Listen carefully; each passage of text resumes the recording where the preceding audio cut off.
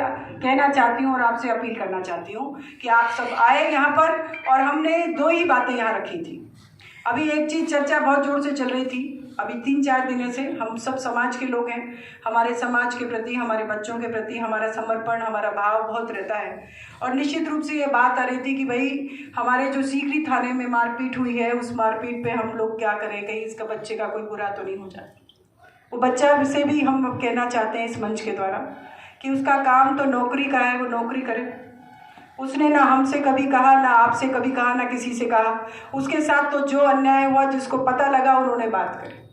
हमने भी उस दिन रात को 12:30-1 बजे तक लगातार एसपी आईजी से बात करी और उन्होंने जब हमसे कह दिया कि हम इस एसएचओ को यहाँ से हटा देंगे और इसकी रिपोर्ट एफआईआर भी दर्ज करेंगे, क्योंकि पहले तो चर्चा ये चल रही थी कि उसकी राजकाज की बाधा की रिपोर्ट भी दर्ज करने को तैयार नहीं थी। इतना दबाव है पुलिस के ऊपर। लेकिन जब बात चली और हम सब लोगों ने कहा और जब बिल्कुल बात हो गई कि हमने कह दिया कि भाई अगर आप या तो दर्ज कर दो, नहीं तो सुबह सीकरी थाने पर हम आपके सामने हम ही खड़ा दिखाई देंगे, फिर राजकाज की बाधा का केस अनीता सिंह के ऊपर भी दर्ज नहीं होना चाहिए। तब उन्होंने हमसे कहा कि आप थोड़ा सा शांति ले लो, हम अभी दर्ज भी करेंगे और बात भी करेंगे। अभी उसकी वो भी हो रही है, लेकिन मेरे मन में बहुत चिंता सी हो रही थी। हमारे मान सिंह जी हैं, ये बहुत सारी शादी ब्याह में बहुत सारी बातें कह देते हैं। तो ये यूँ कहते हैं कि एक बनिया जो है इस खेत में सो रहा था, उसके ऊपर से सांप निकल के चला गया, तो जोर जोर से हल्ला मचाया उसने। बोल क्या हो गया, क्या हो गया? अड़ोसी पड़ोसी सारे आए तो उन्होंने कहा कि भाई मेरे छाती पे तो सांप निकल गो। तो बोल निकल गो, खायो तो ना है, तू तो जिंदा है, सही है, तेरे क्या दिक्कत आई? बोले बात तो सही है, खाया तो नहीं है, लेकिन रास्ता तो देख लिया है। मैं आप सबसे कहना चाहती हूँ, आज सीकरी थाने में हुआ है, कल और थानों में होगा। और जिस प्रकार से ये सारी घटनाएं दिन पर दिन होती जा रही हैं, पुलिस का इकबाल मेवात में कमजोर होता जा रहा है। और अगर पुलिस का इकबाल मेवात में कमजोर हो गया तो सूर दूसूर में जो हमारे थोड़े से 2-2 घर और 5-5 घर हमारे मेवात में गांव में रहते हैं, उनकी रक्षा और सुरक्षा अगर किसी का जिम्मा है और अगर कोई उन पर विश्वास करता है तो वो गुर्जर कौम है, जिसके ऊपर वो लोग विश्वास करते हैं कि ये कौम हमारे साथ रहेगी तो हमारी सुरक्षा रहेगी, कोई हम पर आंख उठा के नहीं देख पाएगा। इसलिए आप सबसे कहना चाहती हूँ कि अपने लिए भी लड़ो और जो लोग आप पर भरोसा करते हैं, जिन लोगों के आप भरोसे करके आपकी जिंदगी यापन कर रहे हैं, उन लोगों के भी भरोसों का ध्यान रखो। इसलिए आप सबसे कहना चाहती हूँ कि हमारी पुलिस का इकबाल अगर गिरना नहीं चाहिए, हमारी पुलिस का इकबाल बुलंद होना चाहिए। निश्चित रूप से कल शाम को एसपी साहब ने मुझे फ़ोन किया, आईजी साहब ने किया, कलेक्टर साहब ने किया कि साहब ये क्या हो रहा है। मैंने कहा साहब क्या हो रहा है? बोले कि साहब वो हो रहा है। मैंने कहा वो एमपीसी के ऊपर है। कहा हाँ वो तो करो आप, लेकिन इसमें तो कोई बात नहीं है। मैंने कहा बात तो है कि राजकाज की बाधा का मैंने तो हमेशा ये देखा है। मेरे आज 26 साल हो गए मुझे इस राजनीति में।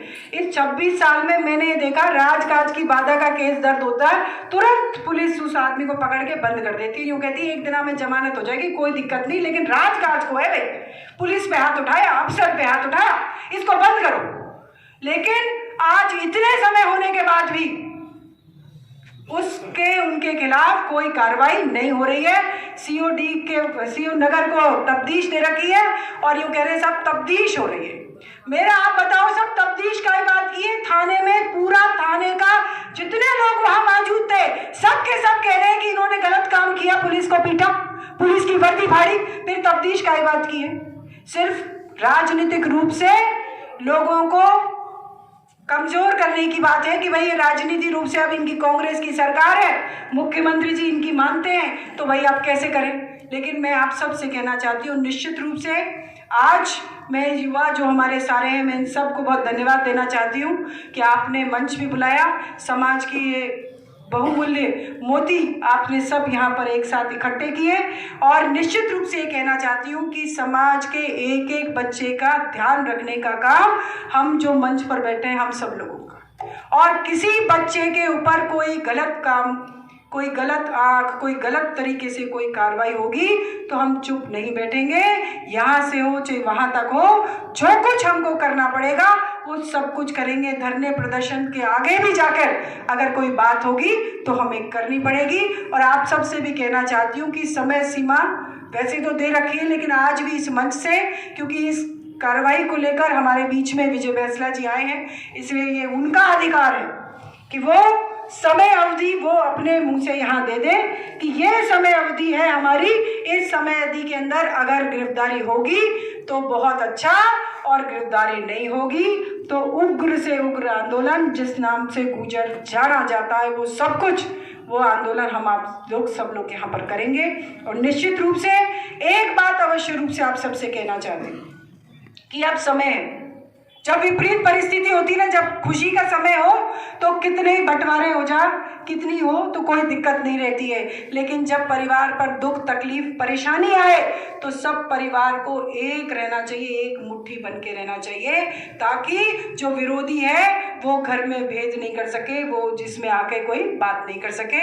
मैं आप सबसे कहना कि हम सब एक हैं। और निश्चित रूप से मैं समझती हूँ कि विजय बैंसला जी ने जिस प्रकार से अपने काम को करना शुरू किया है, और सब जगह आप जाकर जहाँ भी समाज की बात होती है आप समय देकर वहाँ खड़े होते हैं, अपने लोगों के साथ खड़े होते हैं, उसके लिए तो मन से हम आभार व्यक्त करते हैं। लेकिन साथ साथ हम आपसे कहना चाहते हैं कि जब भी आप आवाज़ दोगे, हम सब लोग आपकी एक आवाज़ पर आप जहाँ चाहोगे वहाँ हम इस बात को करेंगे।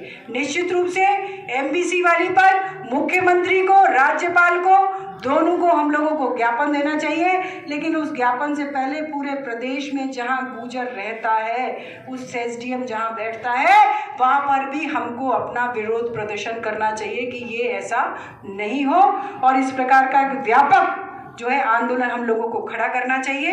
और निश्चित रूप से मैं समझती हूँ कि आज इस बैठक का असर बिल्कुल निश्चित रूप से मुख्यमंत्री को और विधायक बाजी वली को निश्चित रूप से हो गया था, क्योंकि एसडीएम यूँ कह रहा था कि भाई कोरोना चल रहा है मैडम, 200 से ऊपर हुई तो एफआईआर दर्ज करनी पड़ेगी। मैंने कहा भाई एफआईआर तो हमारी पहले ही दर्ज हो गई, गोपालगढ़ कांड में गए वहीं बिना हम तो राजीनामा कराने गए तो भी हमारे ऊपर 302 के मुकदमे दर्ज हो गए। हम जहाँ नहीं डरे, जहाँ पर हमारी जान जा सकती थी वहाँ भी हम छाती देकर खड़े रहे। ये तो